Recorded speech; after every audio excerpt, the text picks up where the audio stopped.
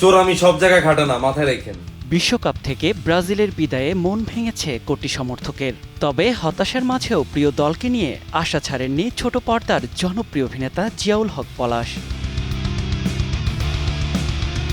সামাজিক মাধ্যমে দেয়া এক আবেগঘন স্ট্যাটাসে পলাশ জানিয়েছেন, ব্রাজিল তার কাছে শুধু একটি দল নয়, শৈশবের আবেগ, অসংখ্য স্মৃতি আর হৃদয়ের একটি অংশ।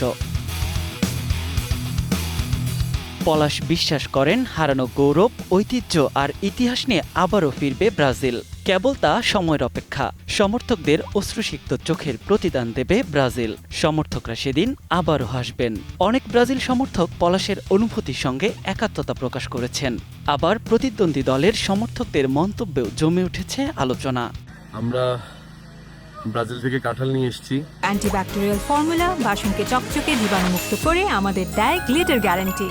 বিশ্বকাপ শুরুর পর থেকেই ব্রাজিলের সমর্থনে সরব ছিলেন পলাশ। তবে প্রিয় দলের বিদায়ের পর সামাজিক মাধ্যমে অন্য দলের সমর্থকদের, বিশেষ করে আর্জেন্টিনা সমর্থকদের নানা মন্তব্যের মুখেও পড়তে হয়েছে তাকে। তবুও সমালোচনা বা ট্রলের জবাব না দিয়ে নিজের বিশ্বাস আর ভালোবাসার কথাই তুলে ধরেছেন অভিনেতা। তার সেই আবেগঘন স্ট্যাটাস নজর কেড়েছে নেটিজেনদের।